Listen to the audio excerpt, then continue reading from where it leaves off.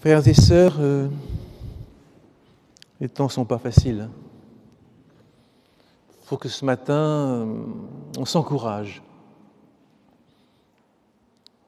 On s'encourage avec des paroles, un geste, un regard bienveillant. Il faut qu'on s'encourage parce que j'entends bien un peu tout ce qui se fait dans les rues et partout. Il y a un découragement qui ne doit pas nous arrêter, nous démobiliser. Il faut qu'on reste avec nos lampes allumées. Alors, j'ai pris quelques notes, simplement, je ne veux pas vous faire toute une étude, quelques notes pour vous dire, allons, le Seigneur est là, nous sommes bien dans un lien d'amour, on est tous la main dans la main, bien qu'il ne faut pas se tenir la main, mais il faut qu'on garde nos regards tournés vers le Seigneur. Vous m'entendez bien là, ça va ? Vous dites Amen ? Bon, ce n'est pas une parole d'évangile quand si je vous dis vous m'entendez bien, mais pourtant, venant de moi, j'ai besoin de le savoir. Mes frères, mes sœurs, j'aimerais ouvrir avec vous la Bible dans l'épître aux Romains, de Paul aux Romains, chapitre 13.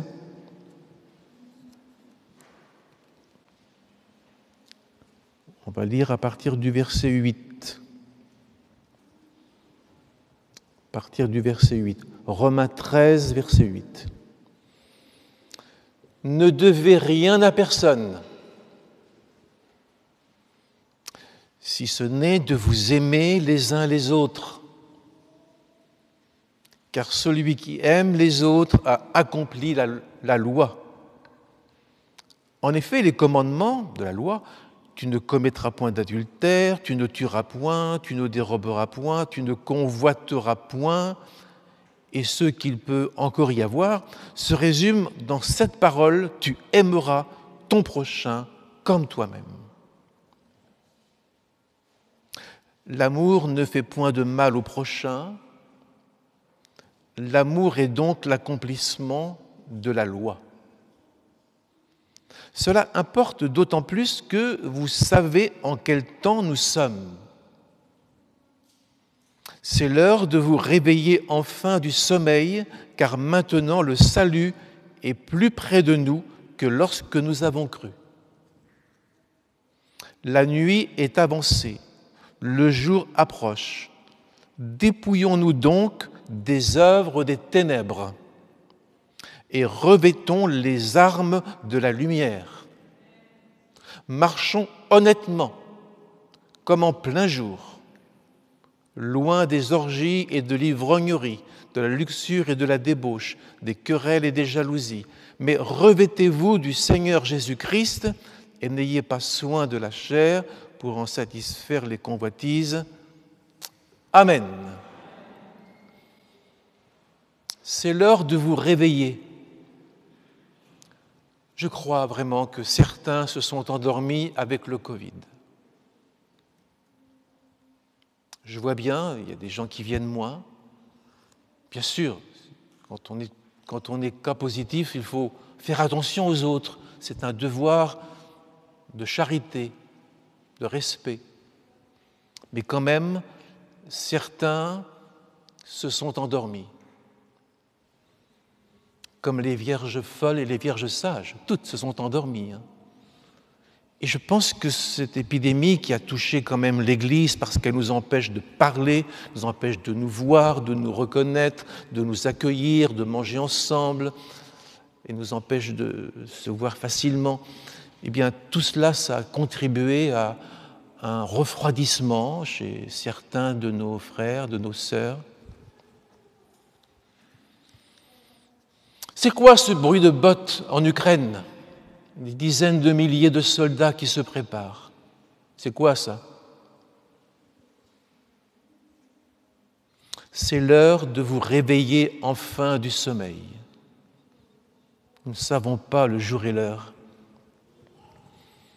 Les chrétiens doivent être en éveil. Parce que le salut, Le salut, ça veut dire chez nous, l'avènement du Christ peut venir d'un moment à l'autre. Nous le savons, je le prêche depuis près de 50 ans. Le Seigneur peut revenir parce que des temps se sont accomplis, c'est l'heure. Il y a des repères dans l'histoire.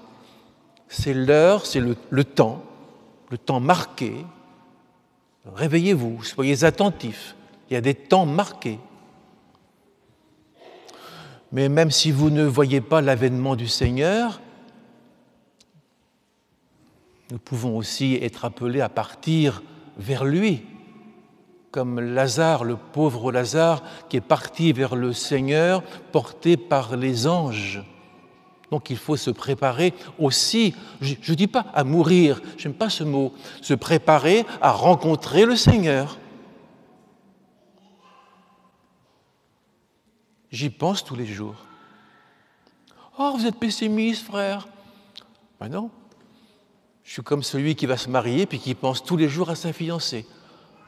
Alors si un jour un fiancé me dit ça, je pense toujours à ma fiancée, je vais dire « Ah, t'es pessimiste, dis donc !» C'est pas être pessimiste que de dire « Le Seigneur m'attend et je me prépare à le rencontrer ». C'est être lucide, clairvoyant, prêt. Je peux être appelé à côté de lui aujourd'hui ou demain. Mais là, je vis ce que Paul disait, nous attendons du ciel son Fils unique. Nous attendons, je vis l'attente. Et l'attente me permet de prier, de me sanctifier, de redresser un petit peu les choses qui ont besoin de l'être. Cette attente qui se compte en jours, en mois, en années, Dieu voulant, cette attente, elle est bénéfique pour moi, pour pas que je divague dans mes pensées, mes histoires de famille, mes problèmes familiaux. Il faut que je sois attentif à celui que je servirai dans toute l'éternité, le Seigneur Jésus-Christ. La nuit vient. Voilà, nous l'avons lu. C'est l'heure de nous réveiller. La nuit, c'est notre temps, c'est aujourd'hui. Depuis que le Seigneur est parti, la nuit est venue sur le monde et personne ne peut travailler. Nous avons du mal aujourd'hui à évangéliser, à se rassembler comme autrefois. Mais Jésus nous dit, attention, vous êtes la lumière du monde. Ne baissez pas la garde. Ne vous endormez pas. Ne répondez pas absent. Vous êtes la lumière du monde. C'est lui qui vous le déclare. Vous devez briller et vous brillez dans le monde, portant la parole de vie. Mais si c'est la nuit, il y a des dangers. On peut se faire surprendre par un rôdeur. Le malin peut nous surprendre et nous séduire. Les dangers nous demandent de mettre les armes de la lumière sur nous pour voir bien autour de nous, en nous, ce qui se passe. Avec circonspection, ça veut dire tout autour de nous, de bien regarder. On ne s'engage pas sans réfléchir dans le mariage, dans un travail, dans une relation qui n'est pas à la gloire de Dieu. Non, il faut surveiller, il faut ouvrir nos yeux. Il faut prendre les armes de la lumière, les mettre sur nous. C'est toute notre vie chrétienne. Il faut être attentif. Revêtez-vous du Seigneur Jésus-Christ, nous l'avons lu. Mettez sur vous ce vêtement qui s'appelle Jésus-Christ. Mettez-le sur vous comme on met une cuirasse sur nous-mêmes, comme on met un casque sur sa tête, comme on met un bouclier devant soi pour se protéger. Protégez-vous derrière le Seigneur. Faites un avec lui. Faites un avec le Saint-Esprit. Je prie en langue tous les jours pendant 3-4 heures parce que je veux dire des choses à Dieu que je ne connais pas, mais que lui connaît. Je veux lui exprimer, à travers des parler en langue, je veux lui exprimer mon attente de choses meilleures qui me concernent. Revêtez-vous, faites un avec le Saint-Esprit. Il vit en vous, il pense en vous, il agit en vous, il fait quelque chose en vous. Le Saint-Esprit est à l'œuvre dans notre cœur chaque instant de chaque jour qui passe. Que le Dieu de la persévérance, dit l'Épître aux Romains, que le Dieu de la persévérance et de la consolation, le Dieu qui sait persévérer, qui nous entraîne avec lui, qui nous dit « Courage, mon enfant, tes péchés sont pardonnés, ne crains pas, j'ai vaincu le monde ». Que ce Dieu de la persévérance, qui ne s'arrête jamais en chemin, soit à nos côtés et qu'il nous prenne par la main, et que les sentiments du Christ et la consolation du Christ abondent en nous. Amen. Accueillez-vous les uns les autres, comme le Christ vous a accueillis. Ce matin, j'avais le sentiment qu'il fallait que je vous dise « Accueillez-vous les uns les autres ». Donnez-vous des paroles d'encouragement. Ayez un regard bienveillant envers ceux que vous ne saluez peut-être pas tous les jours. Nous avons besoin de votre encouragement. Ayez des gestes de bienveillance, un petit service, une écoute au téléphone, même quand ce n'est pas le moment. Mais quelqu'un a besoin d'une parole complaisante.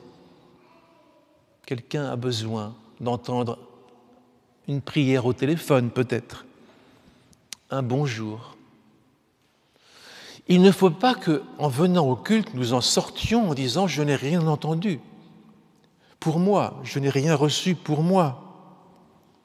Je n'ai pas reçu un petit geste, un petit regard, une offre pour un petit service qui devrait prendre 3 minutes. Je n'ai pas entendu. » Ce matin, j'aimerais qu'on sorte du culte en ayant reçu un peu de cette, comme disait l'apôtre Pierre, cet ardent amour. Ayez les uns pour les autres un ardent amour, un amour brûlant, qui brûle nos doigts. Ce matin, je voudrais qu'on reparte avec la chaleur d'un sourire, d'une parole gentille, d'une promesse, une parole de miséricorde, de pardon. Voilà, le pardon.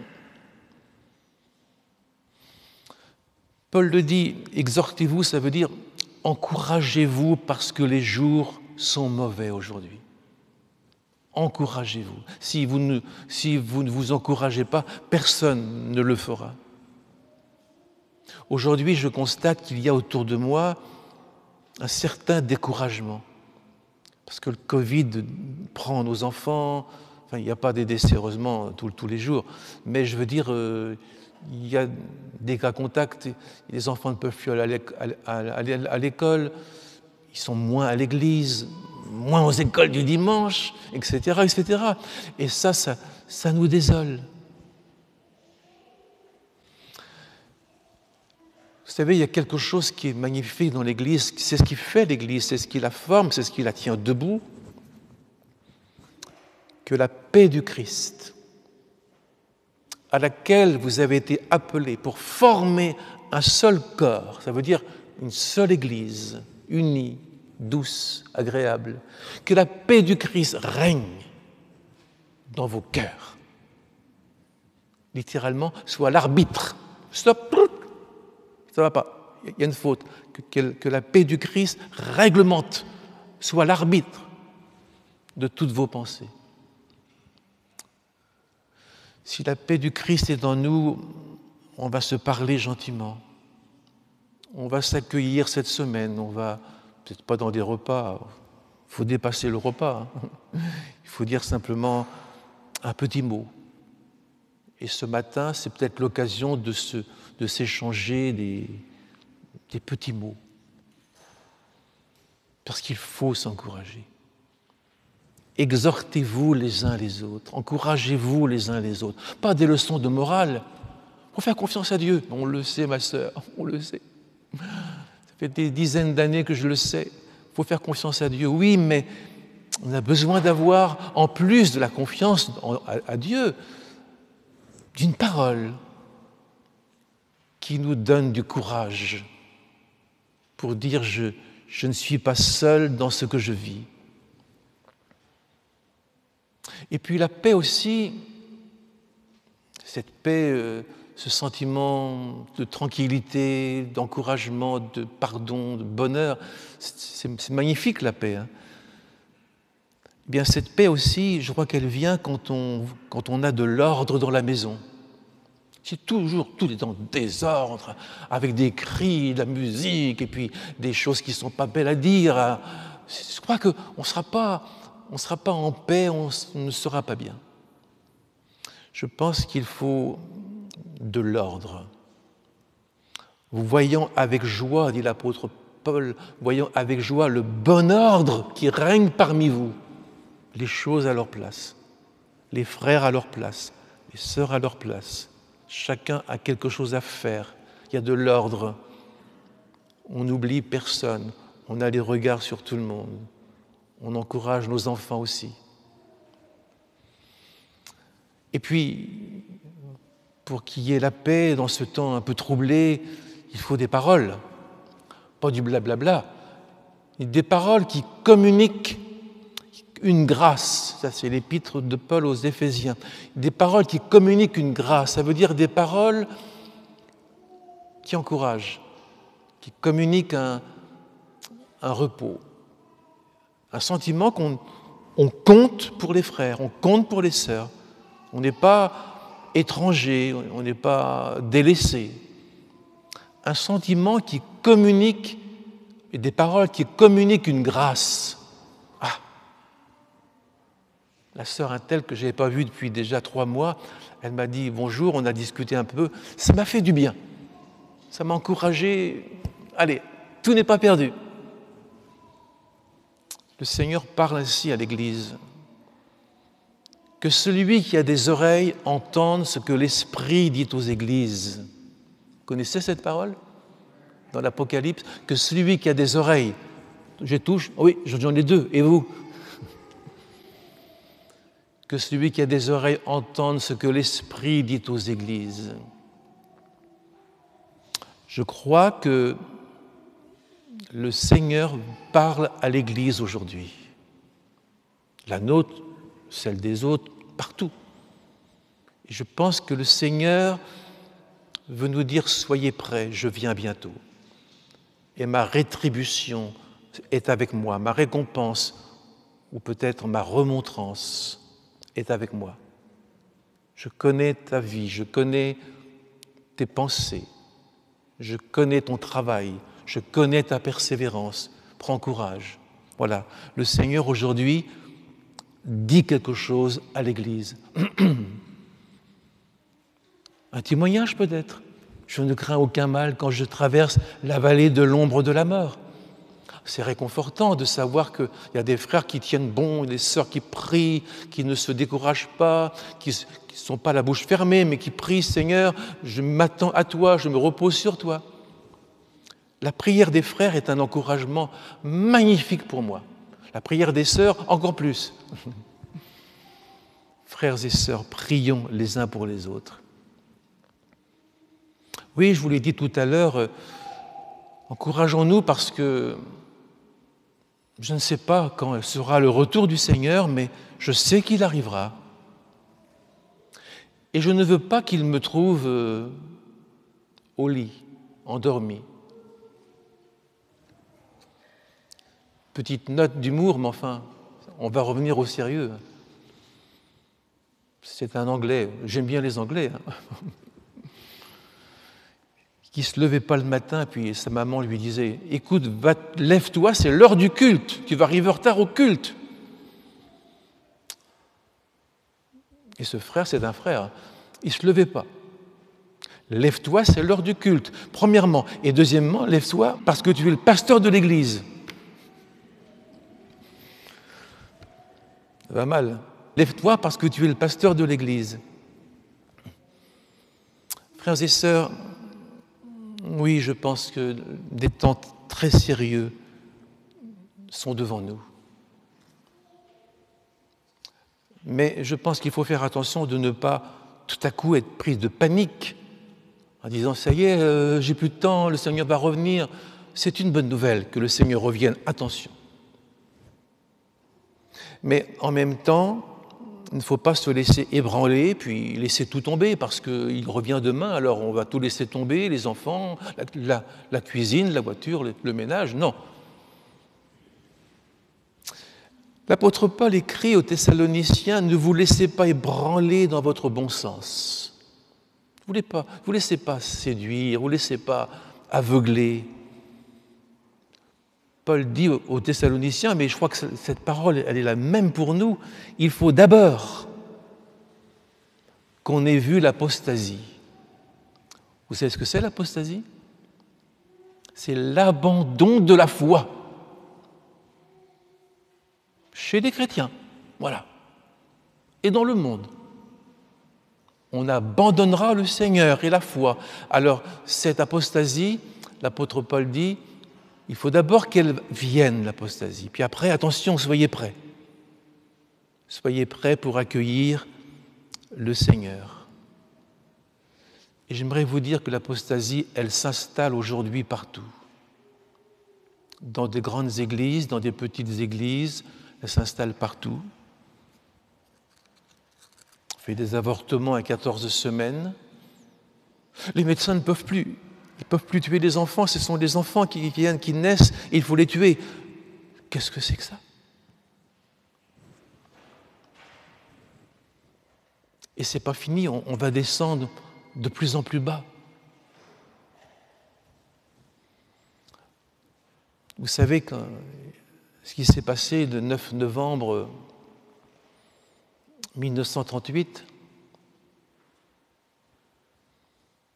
en une nuit, c'était la nuit de cristal. Les magasins juifs ont été cassés, pillés, brûlés. Les synagogues ont été cassées, brûlées. Les maisons des Juifs ont été cassées, brûlées. En une nuit. 30 000 déportations à mort, des milliers de morts. Alors les chrétiens peut-être ont dit ce jour-là, ça y est, c'est la fin du monde, ça y est, le Seigneur revient. Non, il n'est pas revenu ce jour-là. Après, il y a eu toute la déportation et tout ce que vous savez de la catastrophe de la Shoah. Shoah, ça veut dire catastrophe. Et là, on s'est dit, ça y est, il revient. Non. Voyez-vous? Alors, on peut voir des choses dramatiques, mais on ne se laissera pas ébranler dans notre bon sens. Ce n'est pas la gravité des choses qui me disent « attention, il revient ». C'est la parole de Dieu qui me dira « il revient ». Mais parfois je me dis, on peut s'attendre à voir en Ukraine et en Russie peut-être des choses catastrophiques. J'espère pas. Paul nous dit, le repère que je vous donne, c'est l'homme du péché, l'antichrist. Quand l'antichrist viendra, on devrait le reconnaître, peut-être. Et là, il faudra être prêt, prier, pour tenir bon dans le mauvais jour. Aujourd'hui, frères et sœurs, on a besoin de prier. Priez pour moi. Priez pour les uns pour les autres, priez pour vous. Et je prie pour vous. Amen. Une église, c'est un lieu de prière. Parce que le diable rôde pour nous dévorer. Actuellement, je crois qu'il se dépêche, il va très vite pour essayer de vous empêcher de venir au culte, vous empêcher de prier, vous empêcher de lire la Bible, parce que vous êtes fatigué, parce que vous ne savez plus lire, ou je ne sais pas. Il est à l'œuvre, c'est comme un lion rugissant. Le paresseux dit dans les livres des Proverbes, le paresseux dit, il y a un lion dehors. Ah bon? Le paresseux dit, il y a un lion dans les rues. Puis après, c'est un paresseux, il fait que ça, il parle, il y a un lion dehors, il y a un lion dans les rues, mais il ne fait rien pour défendre les enfants. Voyez-vous? Il ne fait rien. Il parle, c'est un parleur. Il y a un lion dehors. Mais prends tes armes et défends les enfants. Priez, frères et sœurs, pour notre jeunesse. Elle est exposée. Priez pour vos enfants. Mais que personne ne se décourage. Vous savez que quand l'Antéchrist viendra, parce qu'il viendra un jour, on le sait, le Seigneur le détruira par le souffle de sa bouche. Il n'y en a plus. Le Seigneur le détruira par le souffle de sa bouche. Mais pour nous, dit l'apôtre, gardons l'amour de la vérité pour ne pas être entraînés dans une puissance d'égarement. On ne sait plus où on en est. Gardez l'amour de la vérité, gardez la lecture de la parole, continuez de marcher dans la vérité, lisez et relisez. Je lis tout le temps la Bible. Je ne dis pas tout le temps du matin au soir, mais chaque jour, je prends au moins 1 heure ou 2 à lire la Bible. Ben, vous devez la connaître par cœur. Ben non, je ne la connais pas par cœur. Puis même si je la connaissais par cœur, j'aime bien entendre des choses que je connais.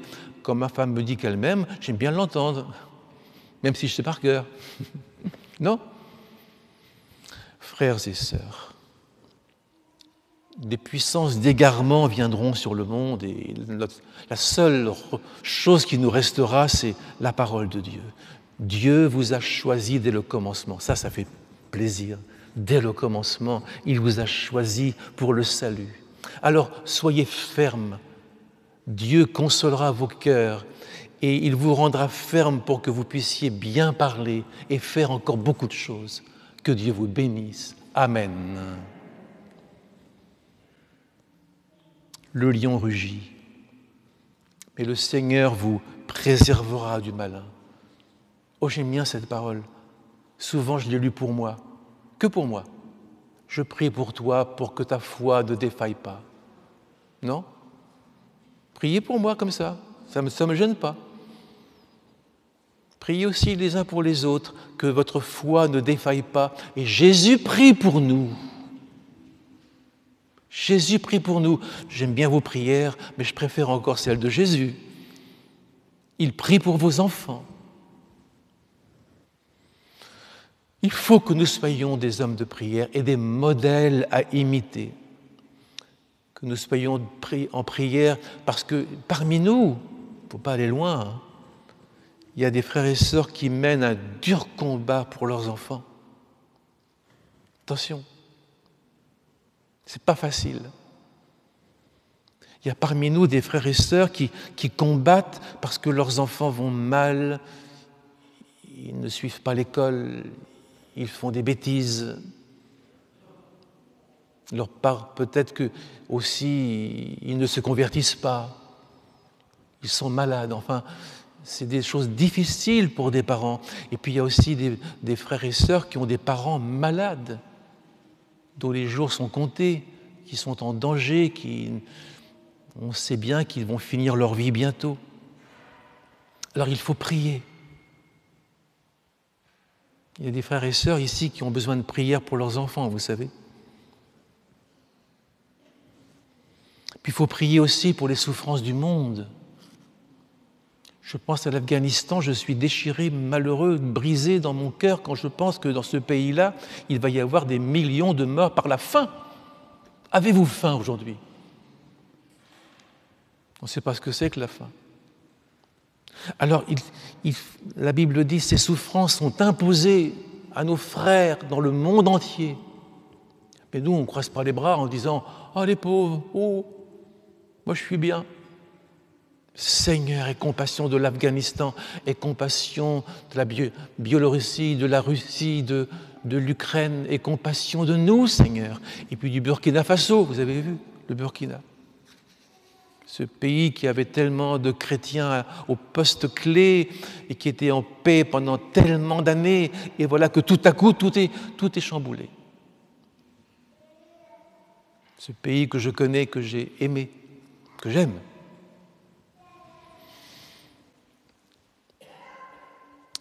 Il Il y a une parole de l'apôtre Pierre, je vous la dis pour qu'on soit bien clair, qu'on tremble un petit peu, tout petit peu. Le juste se sauvera avec de la peine. Ce ne sera pas facile. Déjà maintenant, il y en a qui dorment, vous savez. Il y en a qui dorment chez eux, il y en a qui dorment partout. Le juste se sauvera avec de la peine. Ce sera difficile. Alors, que deviendront les chrétiens pécheurs, charnels, désobéissants, égoïstes, méchants? Que deviendront-ils si le juste se sauve avec peine? Il nous reste la parole du Seigneur. Lisez-la bien, formons une église très solide qui ne bouge pas sur ses bases, une église bénie qui veille à obéir à tous les commandements. Le commandement de la charité, le commandement de l'offrande. Quand on ne donne pas son offrande, c'est une malédiction, c'est écrit dans la Bible.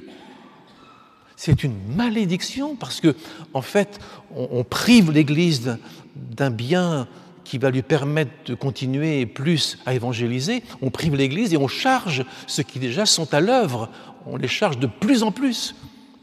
On dit, moi, ça c'est pour moi, je ne donne rien. Je ne donne rien, pas un centime, comme ça, je suis tranquille.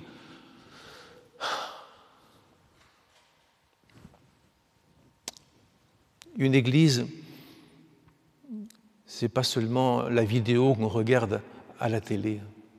Le culte en Amérique latine, on voit la télé. Une église, c'est un lieu, des frères et sœurs qui reçoivent un enseignement qui a été dirigé par le Saint-Esprit pour eux, et pas forcément pour tous ceux du Brésil.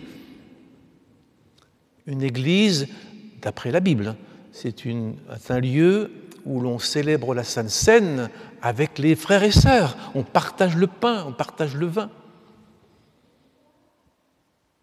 Une église, c'est un lieu où l'on prie tous ensemble. On se connaît, on prie pour le frère Dupont-Durand, on prie ensemble. C'est un lieu où la communion, elle se tisse, elle se recrée toujours et elle se défait jamais. Mais je ne peux pas être en communion avec les frères et sœurs de Pékin, qui sont occupés avec leurs Jeux Olympiques là. Je ne peux pas être en communion avec eux parfaitement parce que je ne les connais pas, je ne les vois pas, je ne les sens pas, je ne les appelle pas. Bref, je les oublie un peu. Mais les frères de l'Église, il faut que je les connaisse, que je les aide, que je regarde bien quels sont les besoins pour prier. Oui, j'ai besoin de donner mon offrande, c'est ce que je fais. Sinon, je ne pourrais pas servir le Seigneur, je ne serais pas à l'aise. Mais le Seigneur dit dans le prophète Malachie, « Et vous verrez, si je n'ouvre pas pour vous les écluses du ciel. » Amen. Des écluses, vous savez ce que c'est des écluses? J'ai vécu près de la Seine et il y avait des écluses pour que les péniches puissent monter avec l'eau et continuer. Les écluses, c'est de l'eau qui est retenue. Et le Seigneur dit, j'ouvrirai les écluses qui vous empêchent, qui retiennent la bénédiction. Je vais les ouvrir. Et vous allez voir la bénédiction sur vos enfants, vos familles, sur la santé, sur vos maisons. Que le Seigneur soit béni. Amen. Je vais terminer quand même de parler. Nous sommes dans un temps de ténèbres, de feu, de sang. Actes des Apôtres, chapitre 2. Ne lisez pas, je vous cite simplement. En ces jours-là, je répandrai de mon esprit sur toute chair. Amen. Rien n'empêchera le Seigneur de vous remplir du Saint-Esprit, de vous baptiser du Saint-Esprit et de vous donner le don de langue, le don de miracle. Rien n'empêchera le Seigneur de faire ce qu'il a à faire avec vous. Je conclus en vous disant, oui, c'est une heure grave aujourd'hui, de tentation, d'épreuve, qui est venue tout à coup sur le monde entier. Et il semble qu'on n'en finit pas. On est toujours les pieds dans le filet. On n'en finit pas. Mais le Seigneur nous a dit, il m'a dit, et à vous aussi, J'ai mis devant toi une porte ouverte. Dites pas Amen. Non, vous dites pas Amen. Moi, je vous le dis pour moi, en tous les cas. J'ai mis devant toi une porte ouverte que personne ne pourra fermer. Sois fidèle jusqu'à la mort, je te donnerai la couronne de vie. Ce que vous avez, dit l'apôtre, pas l'apôtre, dit le Seigneur dans l'Apocalypse, ce que vous avez, retenez-le jusqu'à ce que je vienne. Amen. On prie.